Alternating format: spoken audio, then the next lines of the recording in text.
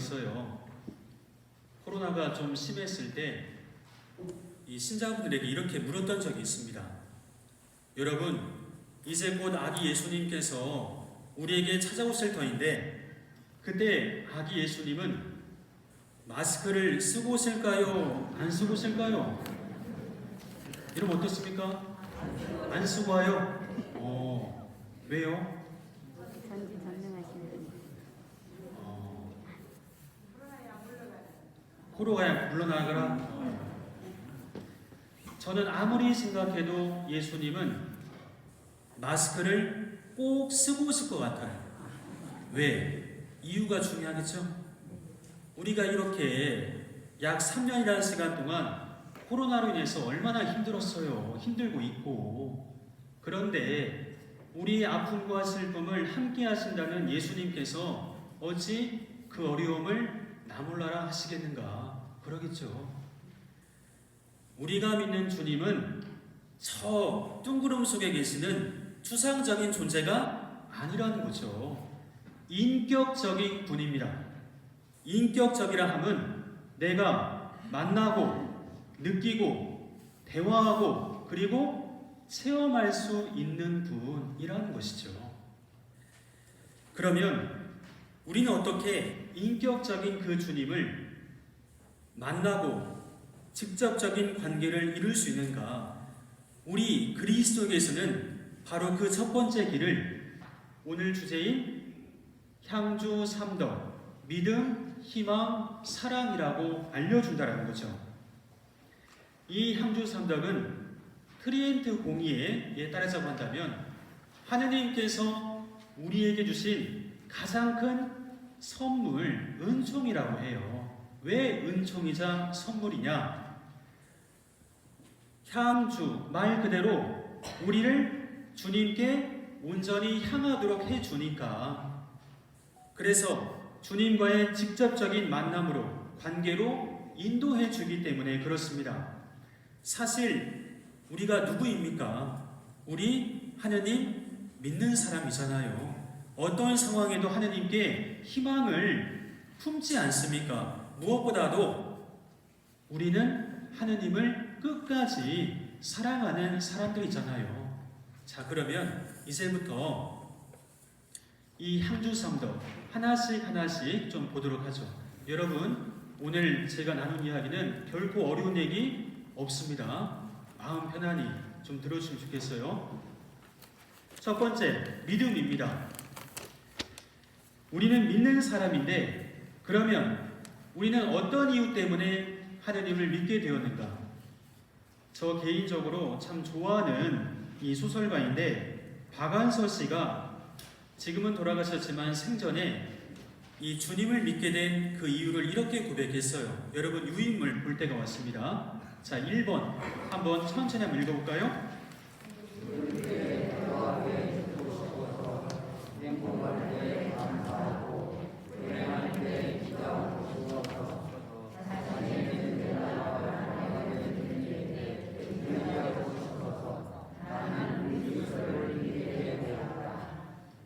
참 솔직한 고백이면서 하느님을 믿는 그 이유가 다 담겨있다고 봅니다.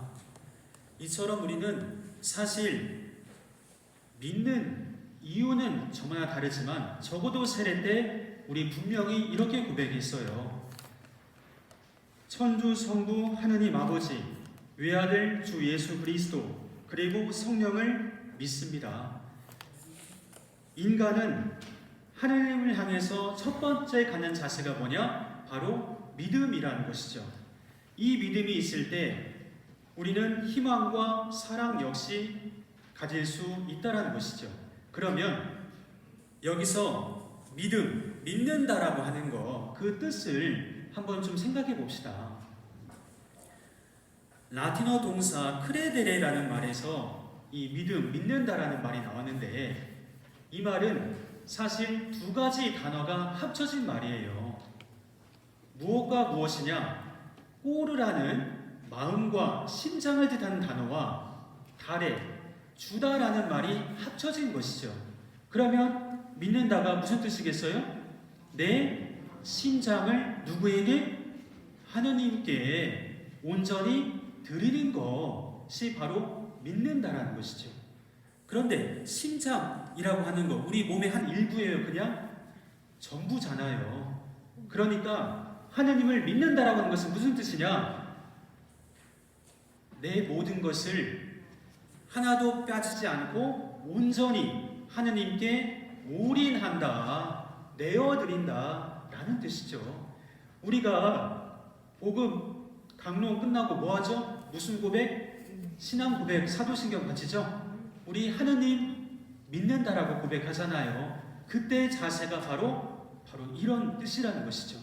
우리의 모든 것 올인해서 믿는 것. 예화를 들어보면 2층 집에 불이 났어요. 그 집에 아빠, 엄마, 아들 셋이 살았습니다. 불이 났으니까 황급히 밖으로 다 나왔죠. 하지만 그 중에서 5살짜리 막내 아이만 못 나온 거예요.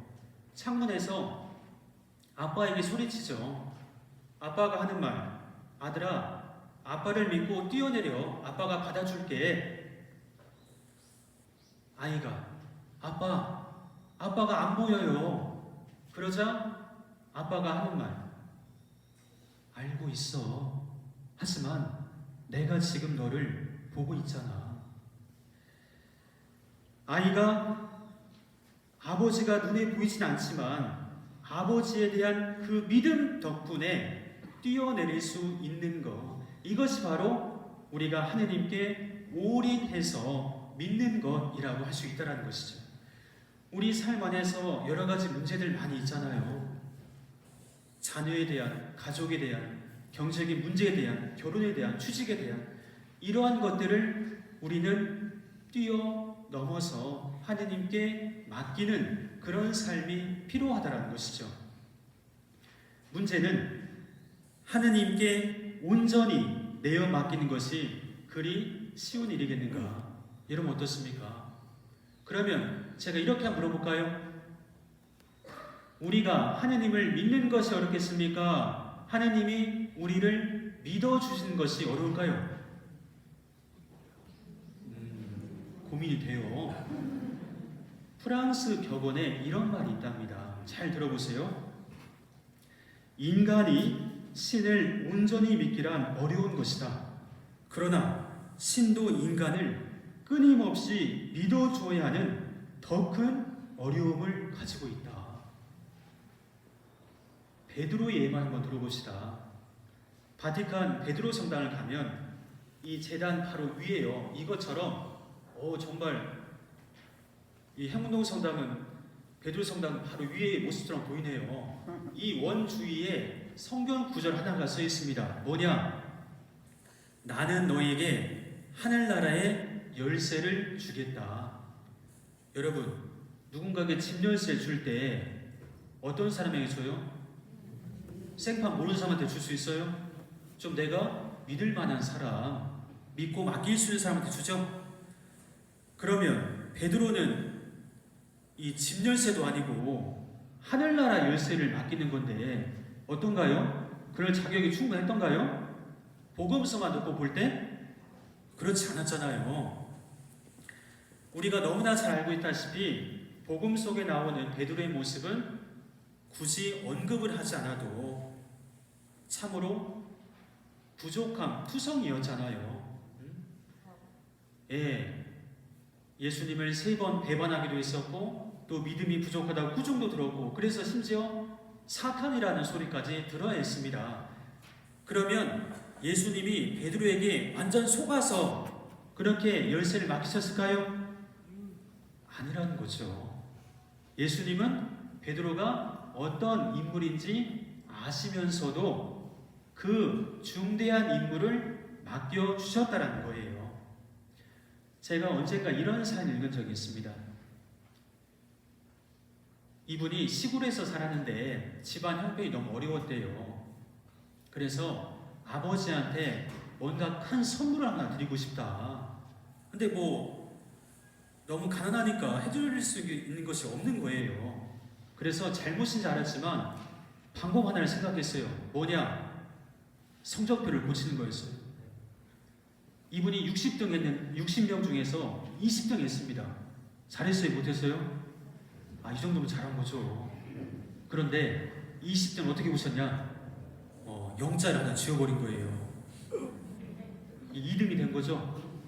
아무 반응이 없네요. 근데 전 재밌고 잘 얘기인데, 그런데 이 아버지가 혼자만 좋아하고 혼날 줄 알았는데, 아니 아들 자랑을 동네방네 다 한 겁니다. 그래서 없는 집안에 돼지 한 마리까지 잡은 거예요.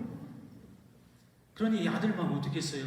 아버지 어깨를 짐을 하나 덜어드리려고 했는데 하나를 올려드린 거죠. 그래서 이 아들이 50세가 되었을 때 80세가 된 아버지에게 이렇게 얘기했대요. 아버지, 사실은요, 아버지가 딱 말문을 막으면서 하는 말, 알고 있어.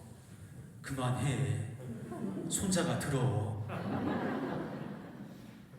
아버지는 아들이 거짓말을 하는 줄 알면서도 속아준 거지였죠. 베드로도 크게 다르지 않다라고 봅니다. 마태복음 26장을 보면 베드로가 십자가에 달리신 예수님을 3번 부인한 다음에 슬퍼하며 눈물을 흘리는 장면이 나와요. 이것은 어느 면에서 회개의 눈물이라고 할 수 있어요. 그러면 베드로가 갑자기 정말 번개를 맞은 것처럼 그렇게 회개를 했는가? 그것이 아니라 닭이 울기 전에 너는 3번이나 나를 모른다고 할 것이다 라는 그 예수님 말씀이 생각났기 때문이 아닐까 싶습니다. 말하자면 예수님은 내가 배반할 줄 아시면서도, 내가 이 모양 이 꼴인 줄 아시면서도 나를 그렇게 뽑아주셨구나. 그리고 무엇보다도 나를 그렇게 끝까지 믿어주셨구나. 요한복음 21장을 보게 되면 예수님은 베드로에게 당신의 양떼를 맡기시면서요 3번이나 똑같은 질문을 하시죠. 내 양들을 돌보아라. 그런데 왜 예수님은 똑같은 말을 3번이나 반복하시는 것일까? 예수님은 삼색판을 좋아하시는가? 아니겠죠. 베드로가 3번 배반하니까 딱 그만큼 예수님께서는 베드로를 다시 일으켜 주기 위해서 그렇게 똑같은 질문을 3번 하신다는 것이죠. 주님께서는 이렇게 때로는 속아주시고 참아주시면서 우리를 향한 그 믿음의 끈을 결코 놓지 않으신다는 것이죠. 그러면 우리는 어떻게 주님을 향한 그 믿음의 끈을 계속해서 부여잡고 있을 수 있는가? 여러분, 유인물 3번 한번 보죠. 여러분들이 잘 알고 계시는 비틀즈의 Let It Be라는 노래 가사인데, 제가 한번 찾아보니까 실제로 어머니와 아들이 나눈 대화를 글로 적은 것이라고 합니다. 한번 읽어볼까요?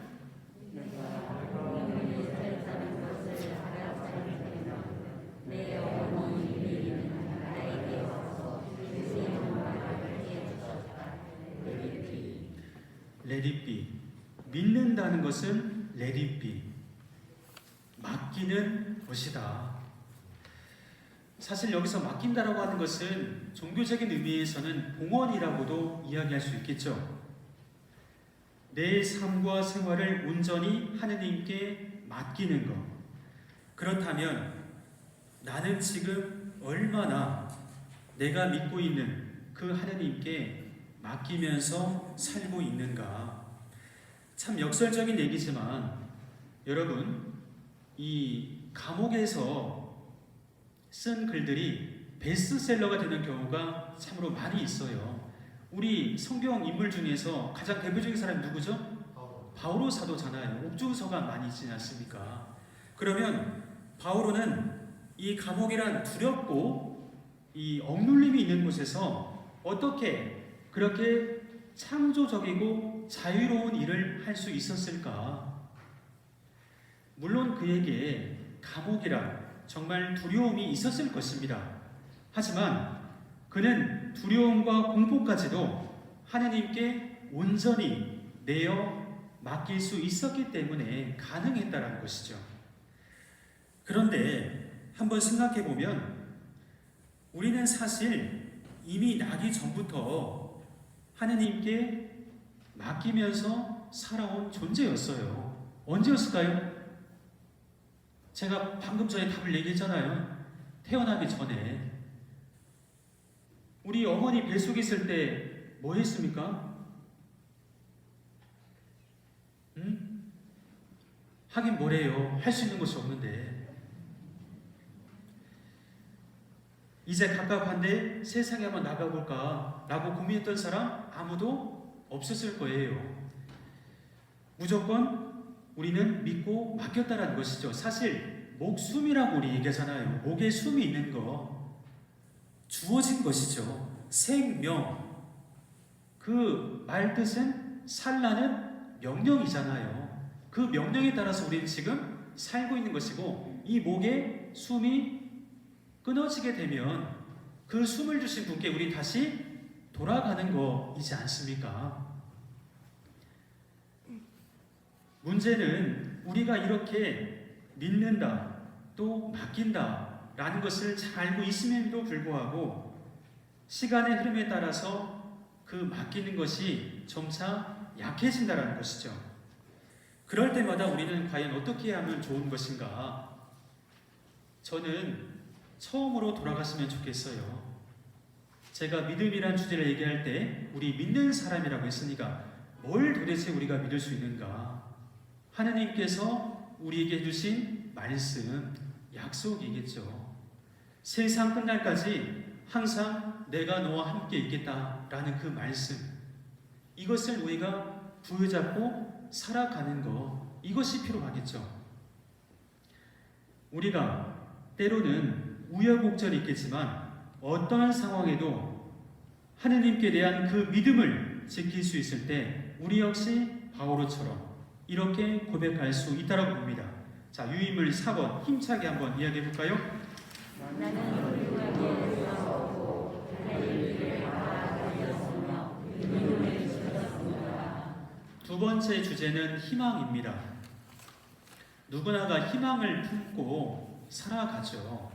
자, 그러면 우리 가톨릭 교회 교과서라고 할 수 있는 가톨릭 교회 교리서가 희망에 대해서 뭐라고 이야기하는가 한번 보도록 하죠. 자, 유인물 5번 한번 천천히 읽어보죠. 희망은 그리스도의 약속을 신뢰하며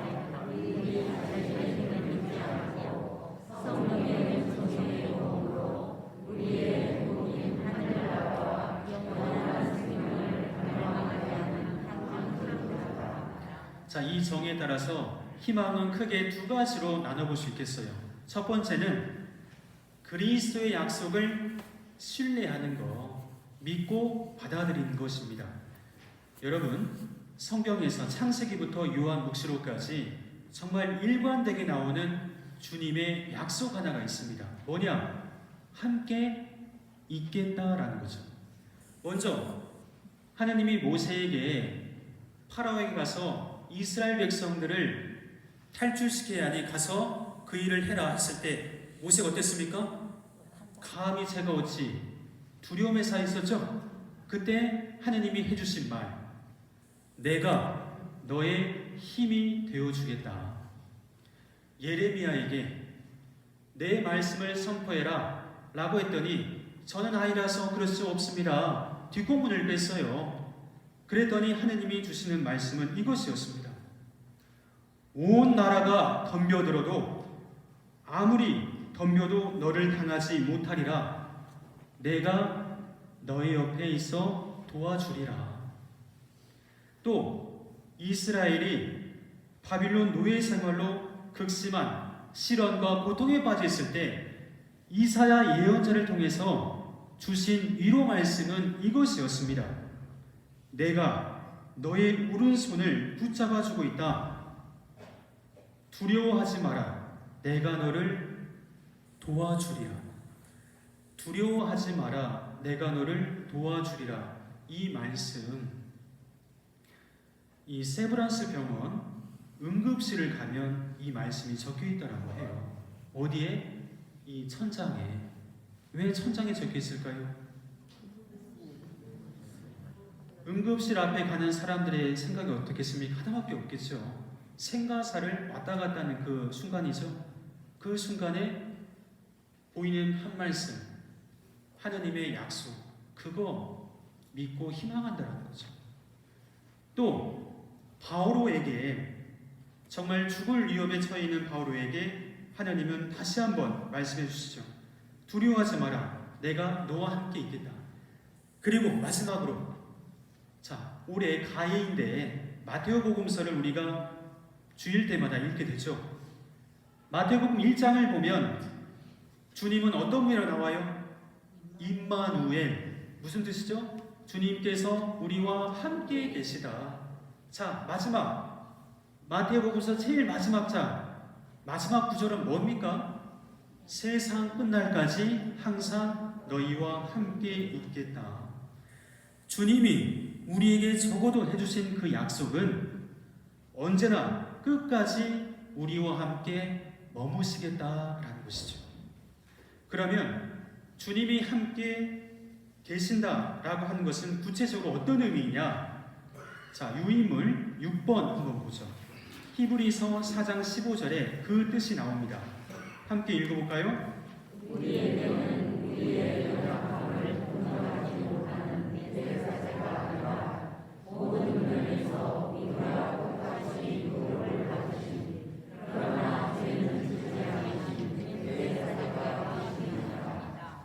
여기서 동정한다는 것은 안 됐네, 이런 감정적인 표현이 아니라는 것이죠. 상대방의 고통을 함께 겪고 그 아픔을 함께 느낀다라는 것입니다.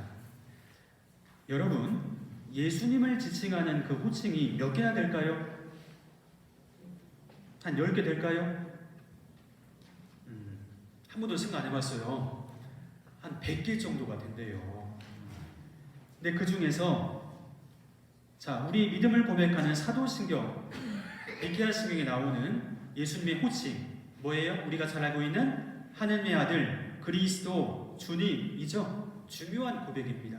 하지만 저 개인적으로 예수님의 삶을 가장 분명하게 보여주는 호칭은 따로 있다고 봐요. 뭐냐? 마태복음 11장 19절입니다. 먹보요 술꾼이며 세리와 죄인들의 친구. 물론 이 호칭은 예수님을 비난하기 위한 말이었습니다. 하지만 역설적으로 먹보요 술꾼이며 세리와 죄인들의 친구란 이 타이틀은 예수님이 어떠한 삶을 지향하고 무엇보다 그분이 어떻게 사셨는지를 정확하게 보여준다는 것이죠. 실제로 요한복음을 보면요, 예수님은 혼인잔치에 가서 어떻게 하셨는가?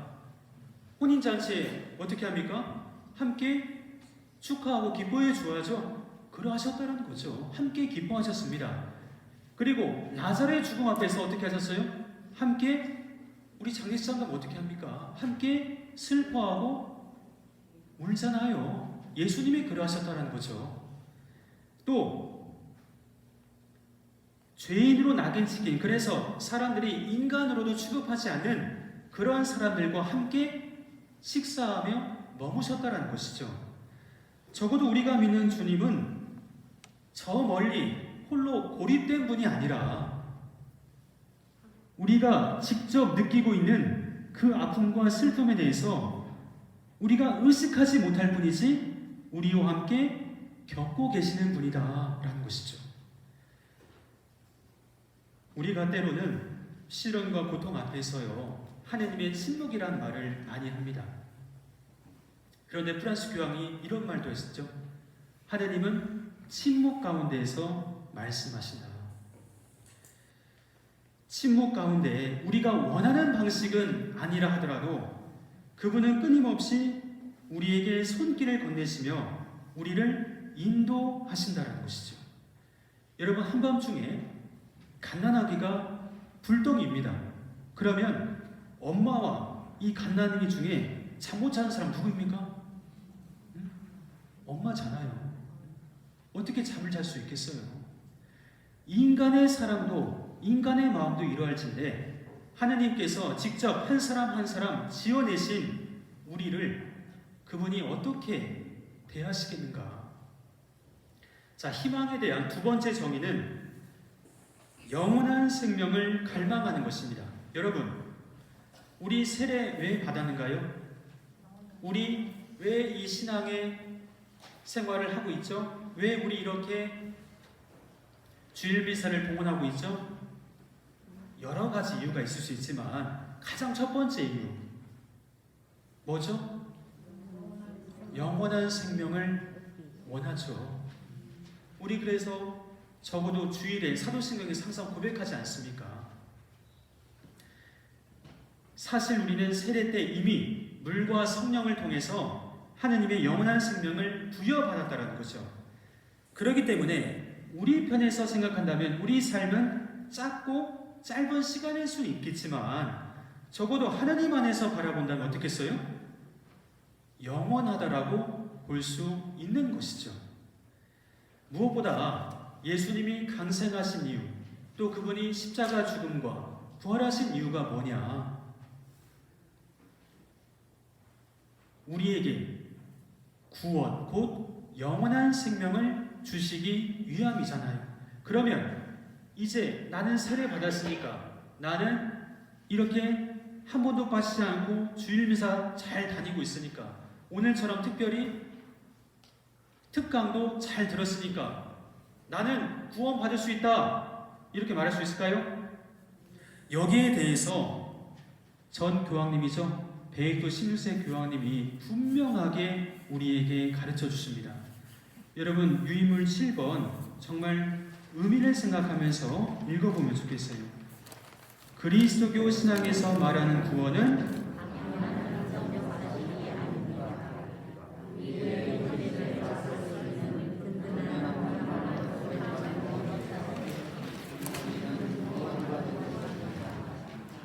나 세례 받았어, 끝났어가 아니라 내가 세례 때 고백했던 하나님과 그분이 주시는 선물, 영원한 생명에 대한 분명한 믿음과 확신, 그리고 무엇보다도 희망이 있어야 우리에게 구원의 선물이 주어진다는 것이죠.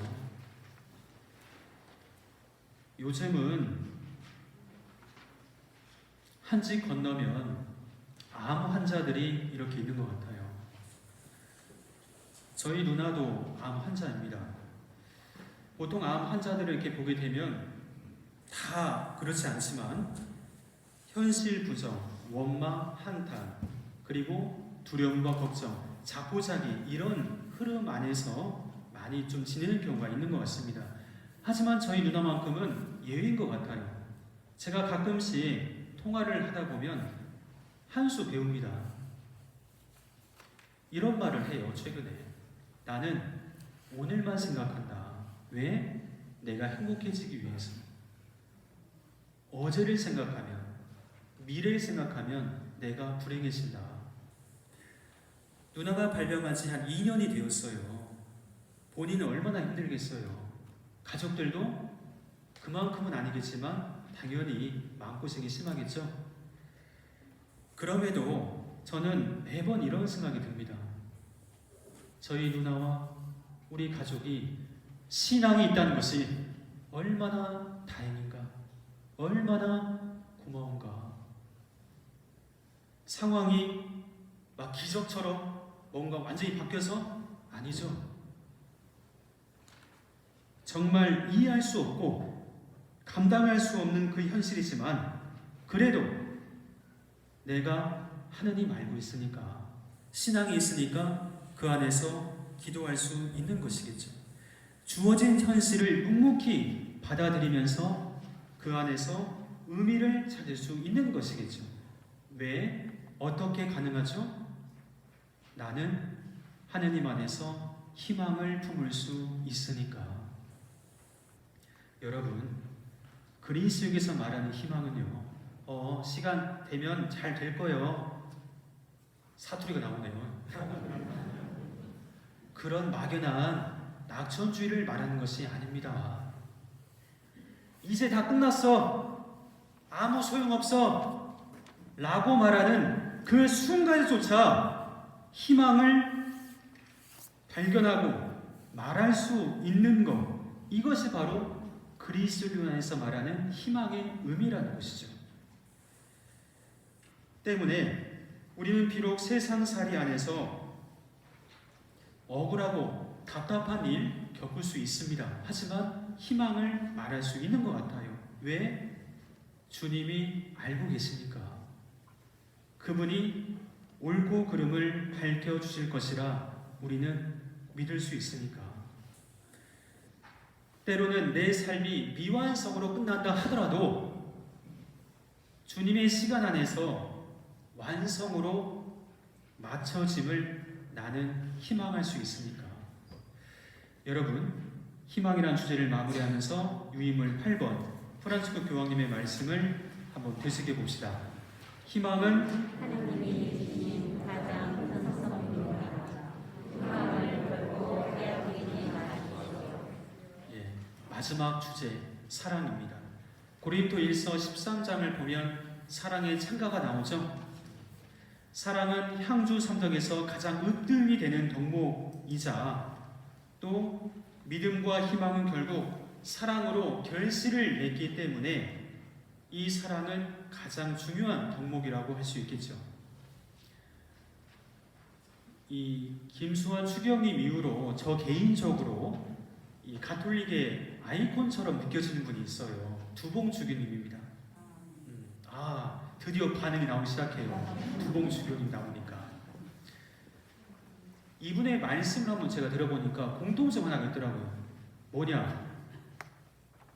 웃는 거예요, 웃는 거. 사람이 말이 이어가다가 이러죠. 이분은 음이 아니라 하하하하 웃는 거예요. 박장 대수를 하는 거죠. 어떻게 저렇게 웃을 수 있을까? 아무리 주교님이라도. 그런데 그 답을 제가 연구해 보니까 찾았어요. 그분이 어느 모임을 가면 이렇게 인사를 하신답니다. 자, 유인물 9번. 나를 소개하듯이 한번 해보게요. 나를 소개하듯이. 저는 예수님의 축복을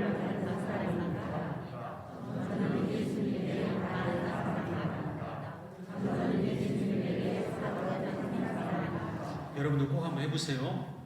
자, 이렇게 고백할 수 있는데 어찌 웃지 않을 수 있겠습니까?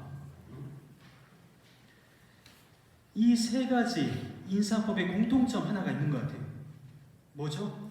주님께 사랑받는 사람이다라고 하는 거. 여러분, 예수님은 구약의 모든 말씀, 계명을 없앤 것이 아니라 완성하신 분이죠. 그렇기 때문에 사랑에 대해서 이야기하시면서 지금까지도 유다인들이 하루에 몇 번씩 외치는 신명기 6장의 말씀 뭐예요? 마음을 다하고 힘을 다하고 정신을 다해서 하나님을 사랑해야 한다라고 우리에게 말씀하셨죠.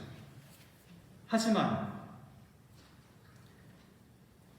하느님을 사랑해야 한다라는 이 말씀은 이거 빼놓고 사실 잘 나오지 않아요. 자, 복음서에서 사랑이란 말 얼마 많이 나옵니까? 그러면 어떤 식으로 사랑을 말하는가? 유인물 10번 한번 눈으로 한번 보세요. 사랑이란 이것입니다. 우리가 하느님을 사랑했다는 것이 아니라 오히려 그분이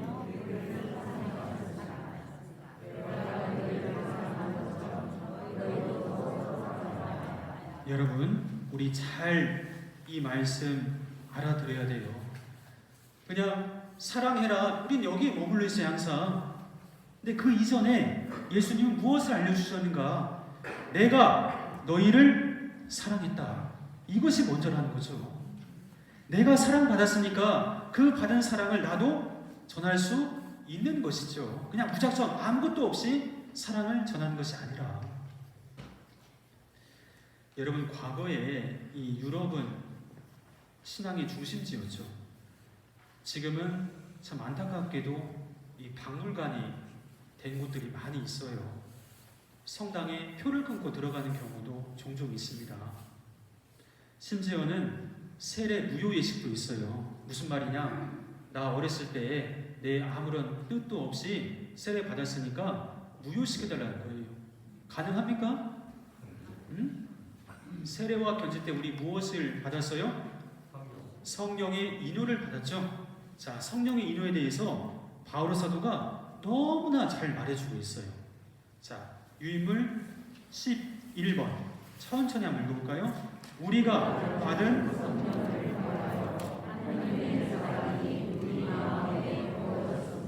자, 이사야서 말씀처럼 하늘에서 비가 내리면 그 비는 다시 올라가는 법이 없죠. 땅을 흠뻑 적시죠.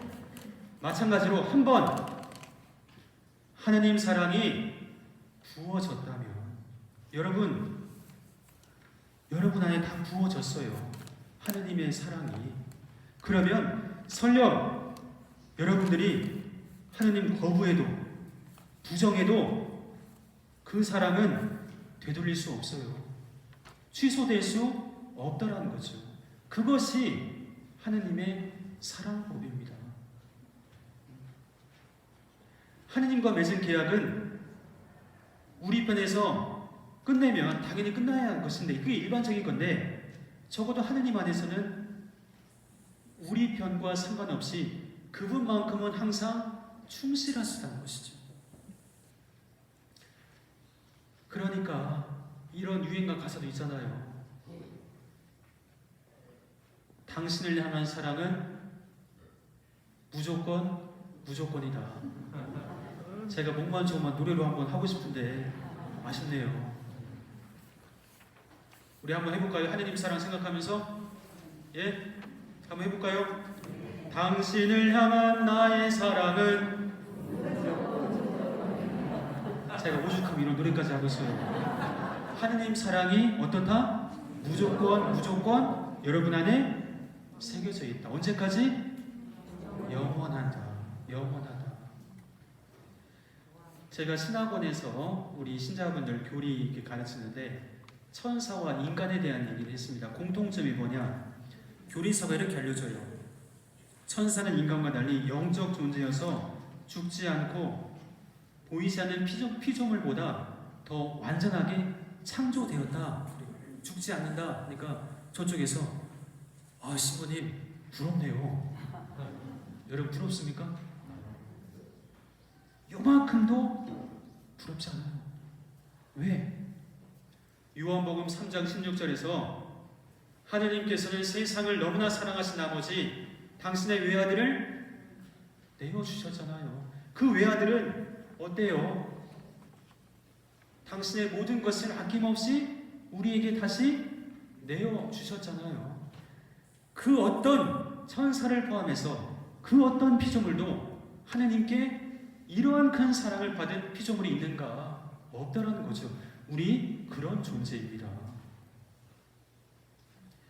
어떤 개신교 목사님이 여러분 중에 하느님 사랑 받은 사람 있습니까? 구원받은 사람 있어요? 10명 중에 8명 손들었어요. 근데 2명 안 들었죠? 나도 들어야겠다. 10명 다 들었어요. 똑같은 질문을 강론 시간에 신부님이 하니까 어떨까요? 10명 중에 몇 명 손들었을까요? 나는 하나님의 사랑을 충분히 받았다. 수업 한번 들어볼까요? 오, 역시 김용실 신부님이 계신 분당답습니다. 역시 우리 많이 부끄러울 이유가 없죠. 내가 사랑받는 존재라는 것이 부끄러운 것은 아니잖아요. 하지만 그런 의식들이 우리 안에 많이 부족한 것 같아요. 내가 얼마만큼 하나님께 사랑받는 존재라고 하는 것.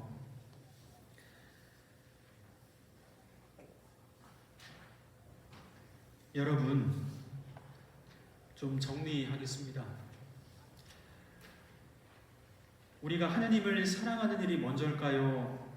우리가 하나님께 사랑받았다고 깨닫는 것이 먼저일까요? 고맙습니다.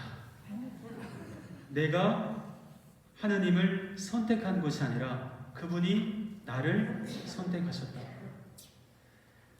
하나님이 나 사랑해 라고 말하기 이전에 그분이 먼저 무조건 나를 사랑하셨다라고 하는 것. 우리가 이 점만 기억할 수 있다면 그 어떤 일이 있어도 내 신앙의 끈 이어갈 수 있다고 봐요.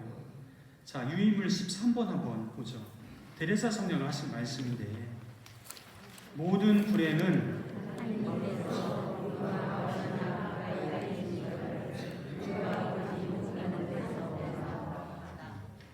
자, 그렇다면 여러분, 우리는 하느님을 또 그분의 사랑을 찾아야 할까요? 아니면 의식해야 할까요?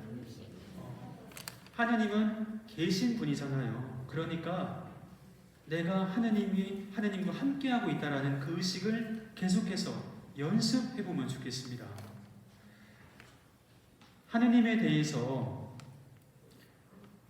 저는 이 요한 사도가 한 문장으로 가장 완벽하게 말해준 것 같아요. 요한 1서 4장 10절, 하느님은 사랑이십니다 라는 말씀이죠. 그런데 이 말씀은 우리가 잘 생각해 봐야 한다는 거죠. 성경은 하느님에 관해서 수많은 정보가 담겨있는 백과사전이 아니잖아요. 하느님을 먼저 만나고 그분의 사랑을 체험한 다음에 고백한 신앙 고백이라는 거죠. 그렇다면 요한 사도는 우리에게 하느님은 사랑이십니다 라고 전해준 것은 어떤 정의라기보다 우리 역시 본인처럼 하느님에 대해서 그 사랑을 고백하도록 초대한다라는 것입니다. 제가 아무리 하느님 사랑 그렇게 전한다 한들 여러분 마음 안에서 입으로 그 사랑을 표현하지 못한다면, 고백하지 못한다면 그것은 어떻게 될까요? 최종적인 그 사랑의 응답은 그 누구도 대신 해줄 수 없고 나에게 오로지 맡겨진 것이었다. 자, 이제까지 믿음, 희망, 사랑에 대해서 보았습니다. 이 향주삼덕은 우리가 하느님을 만날 수 있고 하느님과의 관계를 맺는데 첫 번째로 필요한 덕목이라고 배웠어요. 하지만 그것뿐만이 아닙니다. 이 믿음, 희망, 사랑은 우리 행운동 공동체 안에도 반드시 필요하다는 것이죠. 우리 공동체 안에 정말 뜨거운 서로 간에 믿음이 일어날 때, 또 때로는 서로 간에 서운한 점 있겠지만 그 사람 변할 수 있어, 나아질 수 있어 라는 희망을 품을 수 있을 때, 그리고 무엇보다 이 사람 역시도 하나님의 사랑을 받는 존재라는 것을 우리가 의식하고 깨달을 수 있을 때 우리 행운동 공동체는 하느님께서 보시기에 가장 아름다운 공동체가 될 것입니다. 아멘.